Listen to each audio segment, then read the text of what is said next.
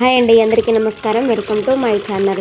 రోజు మా ఇంట్లో జరిగే చిన్న చిన్న విషయాలు, ఇంటి పనులు, అలాగే టైలరింగ్ పనులు, మా రోజు వారి జీవితాన్ని మీతో షేర్ చేసుకుంటూ ఉంటాను కదా. ఇక ఇవాళ ఏం జరిగిందో చూద్దాం. బట్టలు ఉతికి ఆరేయడానికి వేసానో లేదో అసలు ఆరనివ్వకుండానే మళ్ళీ వర్షం వచ్చేసింది. అంతేకాదు మా ఇంటి చుట్టూ ఇంకేం పరిస్థితి ఉందో కూడా మీకు చూపిస్తాను. అలాగే ఈ రోజు వీడియోలో పిల్లలు స్కూల్ కి వెళ్ళిన తర్వాత నేను ఇంట్లో ఏమేం పనులు చేసుకున్నానో ఈవినింగ్ వరకు కూడా మీకు చూపిస్తాను.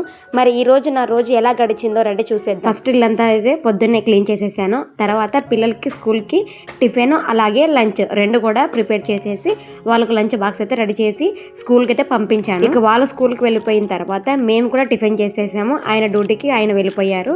ఇక అప్పటి నుంచి నేను నా పనులు స్టార్ట్ చేసేసాను. ఫస్ట్ ఇంట్లో పని మొత్తం కూడా కంప్లీట్ చేసేసుకున్నాను కదా. ఇంట్లో వర్క్ అంతా కూడా అయిపోయింది కాబట్టి ఇక ఏ వర్క్ లేదు. నెక్స్ట్ వచ్చేసి నా స్టిచ్చింగ్ వర్క్ అయితే మొదలు పెడతాను. నేను ఇంటి పనులతో పాటు దాదాపుగా 9 గంటల వరకు అయితే బిజీగా ఉంటాను ఇంట్లో వర్క్ చేసుకుంటూ.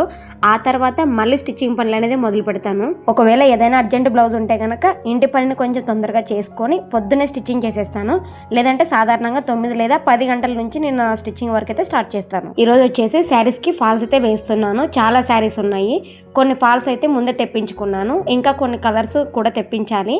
ప్రస్తుతానికి ఉన్న ఫాల్స్ తోటి ఈ రోజు ఉన్న శారీస్ కి స్టిచ్చింగ్ అయితే చేసేస్తాను. ఫస్ట్ ఒక బకెట్ లో వాటర్ తీసేసుకొని తర్వాత కవర్స్ ఉన్నాయి కదా, ఈ కవర్స్ అన్ని ఓపెన్ చేసేసి ఫాల్స్ అన్ని కూడా ఒక్కొక్కటి కూడా అద్దేసి ఇలాగా దండం పైన వేసాను అన్నమాట. ఇలాగా అన్ని కూడా డిప్ చేసిన తర్వాత తాడు పైన ఆరబెట్టడానికి అయితే వేసాను. అవి బాగా ఆరాలి అనుకునే లోపే చూడండి మబ్బులన్నీ కమ్ముకొచ్చేసి చిన్న చిన్న చినుకులు అయితే స్టార్ట్ అయ్యాయి. ఇంకా చేసేది ఏం లేక కొద్దిసేపు అయితే అలాగే ఉండనివ్వాలని అలాగే వదిలేసాను. కాస్త గాలికి ఆరితే చాలు అనుకున్నాను. ఎందుకంటే తర్వాత మనం ఐరన్ చేసుకుంటాం కాబట్టి మరి పూర్తిగా ఎండాల్సిన అవసరం అయితే లేదు కాబట్టి. తర్వాత ఇక్కడ చూడండి కవర్స్ అన్ని పడి ఉన్నాయి కదా. ఈ కవర్స్ కి మెయిన్ కారణం మా ఇంటి వెనకాల ఉన్న స్కూల్ పిల్లలు అన్నమాట.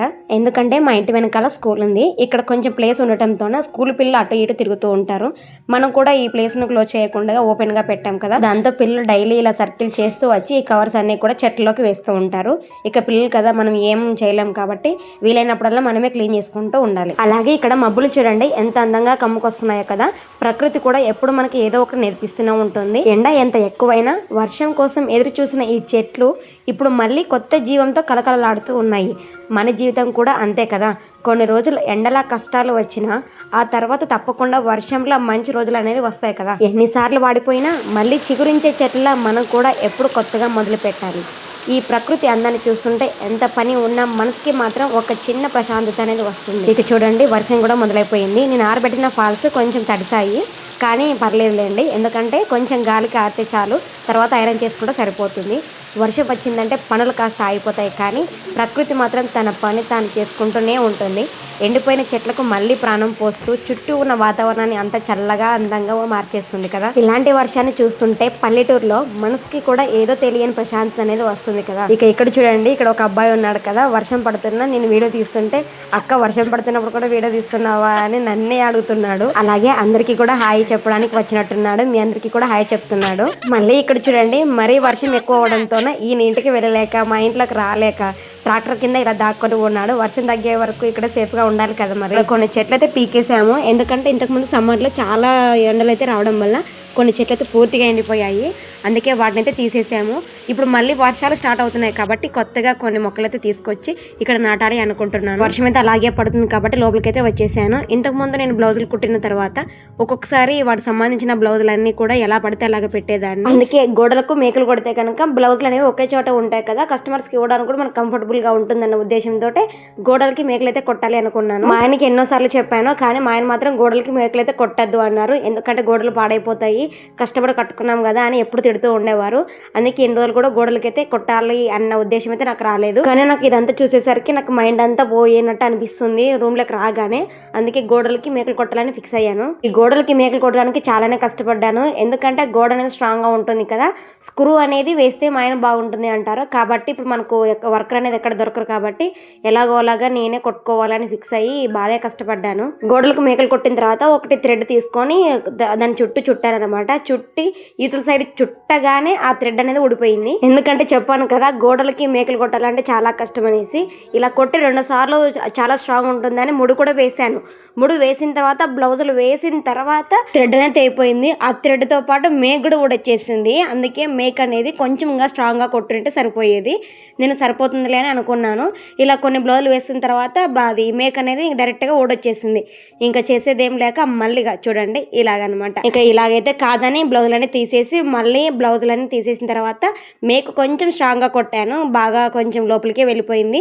ఇక ఊడదనే ఉద్దేశంతో బాగా స్ట్రాంగ్ కొట్టేసి బ్లౌజులు అయితే వేసేసాను. వేసిన తర్వాత లుక్ అనేది చాలా బాగా అనిపించింది. చూడండి ఇంతకు ముందేమో ఇక్కడ శారీస్ బ్లౌజెస్ అన్నీ ఉన్నాయి. ఇక్కడ చూడండి బ్లౌజెస్ అన్ని ఇవతల వైపు వేసేసాను. ఇప్పుడు చాలా నీట్ గా ప్రశాంతంగా అనిపిస్తుంది. ఇప్పుడు అన్ని ఫాల్స్లు కానీ కటింగ్ కానీ మనం ఫ్రీగా చేసుకోవచ్చు అనమాట. చూడండి ఫాల్స్లు అన్ని కూడా ఈ విధంగా చేసుకున్నాను. ఇప్పుడు మళ్ళీ వీటన్నింటిని ఒక్కొక్కటి మనం ఐరన్ చేసుకుంటూ వెళ్ళాలన్నమాట. శారీస్ కి ఫాల్స్ వేసేటప్పుడు ఒక చిన్న విషయం అయితే చెప్తాను.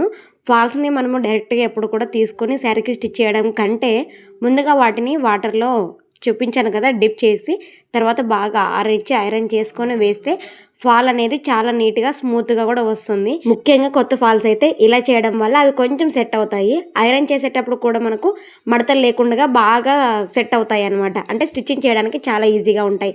తర్వాత శారీస్కి ఫాల్స్ స్టిచ్ చేసేటప్పుడు కూడా చాలా ఈజీగా కూడా ఉంటుంది. ఫినిషింగ్ కూడా చాలా నీట్గా బాగుంటుంది.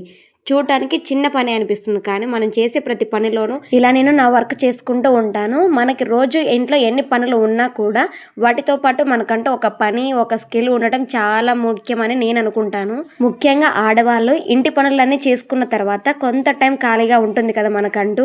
ఆ టైంని ఏదైనా ఒక పని నేర్చుకోవడానికి ఉపయోగించుకుంటే చాలా మంచిది. అది టైలరింగ్ కావచ్చు, వంటలు కావచ్చు, క్రాఫ్ట్ కావచ్చు, బ్యూటీ వర్క్ కూడా కావచ్చు. మనకు ఏది ఇష్టమో ఏది చేతనవుతుందో అది నేర్చుకుంటే చాలు. మొదట్లో మనం నేర్చుకునే పని వల్ల వెంటనే డబ్బులు రావాల్సిన అవసరం లేదు. కాబట్టి మనం రోజు కొంచెం కొంచెంగా నేర్చుకుంటూ ఉంటే అదే పని రేపు మనకి ఒక మంచి అవకాశం అవుతుంది. నేను కూడా టైలరింగ్ని ఇలాగే నేర్చుకుంటూ ఇంటి పనులతో పాటు నా వర్క్ని చేసుకుంటూ వచ్చాను. ఇప్పుడు అదే నా పనిగా మారింది. అందుకే మనం ఏ పరిస్థితిలో ఉన్నా నాకు ఏం చేత కాదు అని మాత్రం అనుకోకండి. మనకి మనమే ఒక అవకాశం ఇచ్చుకుంటే ఏదో ఒక పని తప్పకుండా నేర్చుకోగలం కదా. అన్ని ఫాల్స్లు కూడా ఇలాగ ఐరన్ చేసుకొని పెట్టేసుకున్నాను. తర్వాత శారీస్ ఉన్నాయి కదా దానికి తగ్గట్టు శారీస్ ఏవేవి ఉన్నాయో అన్నీ సెట్ చేసుకొని వాటికి తగ్గ థ్రెడ్ కూడా సెట్ చేసుకొని పెట్టుకున్నాను. ఇలాగా అన్నీ కూడా సెట్ చేసుకొని పెట్టుకోవడం వల్ల ఏంటి అంటే మనం స్టిచ్చింగ్ చేసుకునేటప్పుడు అక్కడ ఇక్కడ వెళ్ళకుండా తొందరగా ఈజీగా స్టిచ్చింగ్ అనేది పూర్తవుతుంది అనమాట. ఈ సెల్ఫ్ లోనే నా స్టిచ్చింగ్ మిషన్ అనేది పెట్టుకుంటాను. అంటే జిగ్జాగ్ మిషన్ అనమాట. ఇది నాకు చంద్రబాబు నాయుడు గారు ఇచ్చారనమాట మిషన్. ఇది అప్పటి నుంచి చాలా జాగ్రత్తగా చూసుకుంటూ వచ్చాను. అలాగే ఫస్ట్ లో నేను ఈ మిషన్ తోనే స్టిచ్చింగ్ చేసేదాన్ని. ఇక కొన్ని రోజుల తర్వాత బ్లౌజులు స్టిచ్చింగ్ చేయాలంటే కొంచెం కష్టం అనిపించింది. తర్వాత దర్బీ మిషన్ తీసుకున్నాను. దర్బీ మిషన్ తర్వాత ఇప్పుడు జాక్ 5 మిషన్ అయితే తీసుకున్నాను అనమాట. ఇలాగా ఒక్కొక్క మెట్టు ఎదుగుతూ వచ్చాను. ఒకవేళ జిగ్ జాగ్ ఫాల్ వేయాలంటే కనుక చాలా సార్లు నేను కిందనే వేస్తాను. ఎందుకంటే మోకాళ్ళ దగ్గర నేను పెడల్ పెట్టుకొని ఇలాగ స్టిచ్చింగ్ చేసుకుంటూ వచ్చేస్తాను. నాకు ఈజీగా అనిపిస్తుంది ఇలాగ స్టిచ్చింగ్ చేసుకోవడం వల్ల. అలాగే ఇప్పుడు బాబిన్ టు బాబిన్ ఎలా థ్రెడ్ ఎక్కించాలో మీకు చూపిస్తాను. ఇక్కడ చూడండి ఈ హోల్ వచ్చేసి నాకు కొంచెం పెద్దగా ఉంది. పెట్టిన తర్వాత లోపలికి వెళ్ళిపోతుంది అనమాట. కరెక్ట్గా సెట్ అవ్వడం లేదు. ఎలా మీకు ఇప్పుడు లోడింగ్ చేసుకోవాలో చూపిస్తాను చూడండి. థ్రెడ్ని ఇలాగా బాబిన్ టు బాబిన్ ఎలా ఎక్కించాలో చూపిస్తాను. ఫస్ట్ మనము థ్రెడ్ అయితే ఎలాగ పెడతామో దీన్ని కూడా అలాగ బాబిన్ పెట్టేసుకొని దారి ఉంటుంది కదా సేమ్ ఆ దారి గుండానే ఈతల వైపుకి రావాలి. అంటే ఈ బాబిన్ దగ్గరికి చుట్టుకోవాలన్నమాట. ఇలాగ చుట్టినప్పుడు ఏమవుతుంది చూడండి ఇలాగ తిరగడం లేదు కదా. ఇలాగ తిరగకున్నప్పుడు ఏం చేయాలి అంటే ఇక్కడ కొంచెం ఒక హోల్ ఉంటుంది చూడండి చిన్నగా నట్టు లాగా ఉంటుంది కదా. ఆ నట్టు దగ్గరికి బాబిన్ అనేది కరెక్ట్గా పెట్టాలి. అంటే కిందకి ప్రెస్ చేయకుండా బాబిన్ అనేది పైన పెట్టాలన్నమాట. చూడండి ఇలాగా ఫోల్డ్ చేసుకుంటే పైన పెట్టాలి. కొంచెం కిందకి ప్రెస్ చేయొద్దండి. ఇలాగ పెట్టుకున్న తర్వాత ఇప్పుడు రోల్ చేయండి. చూడండి రోల్ చేస్తే మనకు థ్రెడ్ అనేది ఎంత స్మూత్గా ఎంత బాగా ఈజీగా మూవ్ అవుతుందో కదా. ఇలాగనమాట. ఈ టిప్ కనుక మీకు నచ్చినట్లయితే తెలిసింటే కనుక కమెంట్ చేసి. ఇలాగా బాబిన్ టు బాబిన్ ఎందుకు ఎక్కిస్తున్నాను థ్రెడ్ అంటే సేమ్ థ్రెడ్ అనమాట. ఇది నాకు బాబిన్ అది ఫుల్ అయిపోయింది. ఇంకొక థ్రెడ్ ఎక్కించాలి అంటే స్పేస్ లేదనమాట ఆ బాబిన్కి. అందుకని ఇటు సైడ్ బాబిన్కి ఎక్కించుకుంటే కనుక మనం ఏదైనా బ్లౌజ్కి స్టిచ్చింగ్ చేసుకోవచ్చు కదా అన్న ఉద్దేశంతో నేను నార్మల్ మిషన్ థ్రెడ్ దీనికి ఎక్కిస్తున్నాను అనమాట. చూడండి ఇలాగా మనం ఈజీగా మార్చుకోవచ్చు అనమాట. ఇది వచ్చేసి నార్మల్ మిషన్ బాబిన్ అనమాట. ఇంకొకటి వచ్చేసి అది జిగ్జాగ్ మిషన్ బాబిన్ అనమాట. ఒకదానికి ఒకటి సెట్ అవ్వవు కదా. అలాగ సెట్ అవ్వనప్పుడు ఇలాంటి చిన్న చిన్న టిప్స్ కనుక మనం ఉపయోగిస్తే కనుక ఈజీగా మనము బాబిన్ అనేది రోల్ చేసుకోవచ్చు. ఓకేనా. అలాగే ఇంతకుముందు చెప్పాను కదా నేను ఏ శారీకి థ్రెడ్ అనేది సెట్ అవుతుందో కరెక్ట్గా ఆ థ్రెడ్ తీసుకొని ముందే ఇలాగా శారీకి సెట్ చేసుకుంటే మనకు తర్వాత ఇబ్బంది పడాల్సిన అవసరం ఉండదు కదా. ఈజీగా తొందరగా కూడా స్టిచ్చింగ్ చేసుకోవచ్చు. మనకు వర్క్ అనేది ఫాస్ట్గా అవుతుంది. ఇక ఇప్పుడు శారీస్కి ఫాల్స్ స్టిచ్చింగ్ చేయడం అయితే మొదలు పెట్టేశాను. ఫాల్స్ని శారీస్కి ఎంత నీట్గా స్టిచ్ చేస్తే ఫైనల్గా శారీ వచ్చేసి అంత చక్కగా ఉంటుందన్నమాట. చూడండి వీడియోలో చూపించిన విధంగా నేను ఎప్పుడు కూడా పెడల్ని మోకాల కింద పెట్టుకుంటాను. అప్పుడు నాకు స్టిచ్చింగ్ చేయడానికి కంఫర్టబుల్గా ఉంటుంది. కొంతమంది చాలామంది కూడా మిషన్ టేబుల్ పైన పెట్టుకొని స్టిచ్ చేస్తూ ఉంటారు. అలా కూడా స్టిచ్చింగ్ చేస్తాను.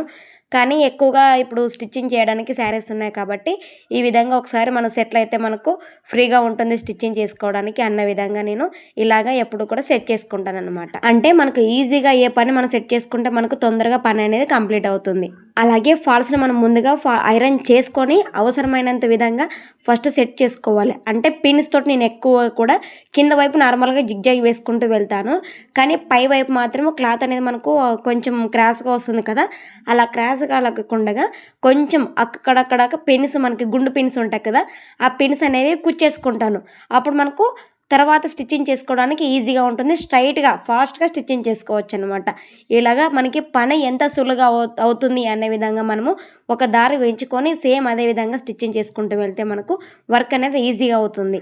ఇలాగా అన్ని శారీస్ కూడా ఫాల్స్ వేస్తూ వెళ్తాను అనమాట. చూడటానికి చిన్న పని లాగానే అనిపిస్తుంది మనకి కొంతమందికి అయితే.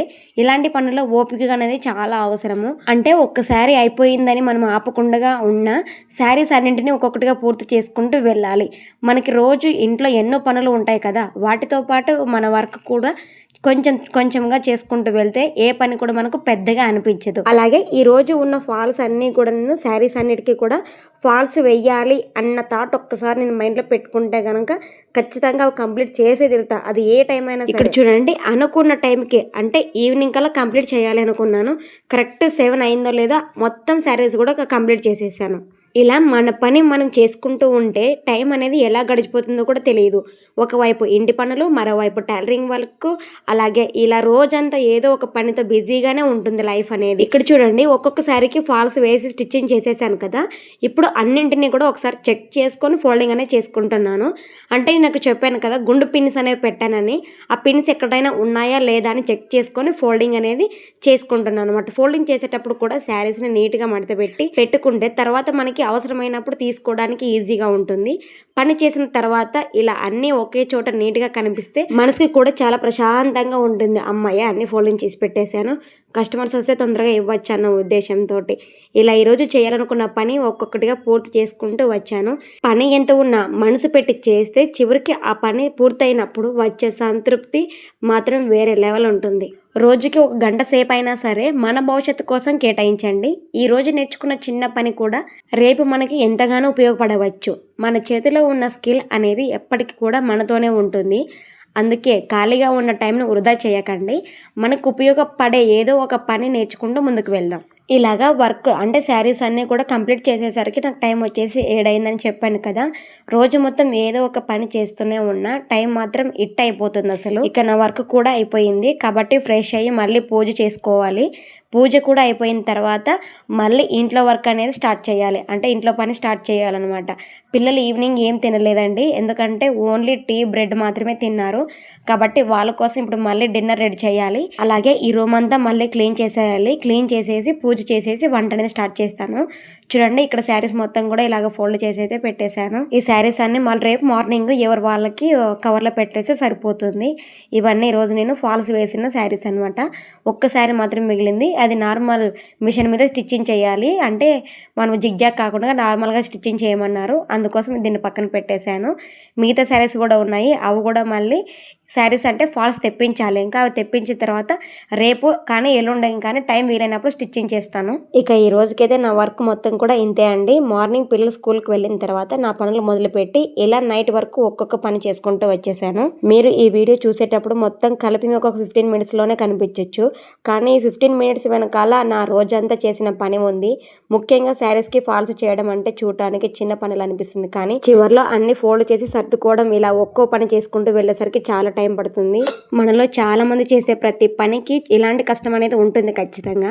బయటికి మన పని చిన్నగా కనిపించవచ్చు, కానీ దాని వెనకాల మన సమయం, మన శ్రమ, మన ఓపిక ఉంటాయి. అందుకే మనం ఏ పని చేసినా చిన్న పని అని తక్కువగా అనుకోకుండా మనసు పెట్టి చేసుకుంటూ వెళ్దాం. మనం చేసే పని మన కుటుంబానికి ఉపయోగపడుతుందంటే ఆ కష్టంలో కూడా ఒక ఆనందం ఉంటుంది కదా. ఇలా నా రోజంతా పనులతోనే గడిచిపోయింది. ఇప్పుడు వంట కూడా చేసుకోవాలి కాబట్టి ఈ రోజు వ్లాగ్ ని ఇక్కడితో ముగిద్దాం. ఈ కొన్ని శారీస్ ఉన్నాయి. ఈ శారీస్ కూడా ఫాల్ తెప్పించి రేపు కానీ ఎల్లుండి కానీ కంప్లీట్ చేయాలి. ఈ రోజు ఈ వ్లాగ్ కనుక మీకు నచ్చినట్లయితే గనక లైక్ చేసి సపోర్ట్ చేయండి. మన ఛానల్ కి కొత్తగా వచ్చిన వారైతే గనక సబ్స్క్రైబ్ చేసుకోండి. మన ఛానల్ కొత్తగా వచ్చింది కాబట్టి కొంచెం సబ్స్క్రైబ్ చేసుకొని సపోర్ట్ చేస్తారని మనస్ఫూర్తిగా కోరుకుంటున్నాను. ఈ వీడియో మీకు ఎలా అనిపించింది అనేది చిన్న కమెంట్ చేసేయండి. ఇంకొక మంచి వీడియోతో మీ ముందుకు వస్తాను. అంతవరకు బాయ్.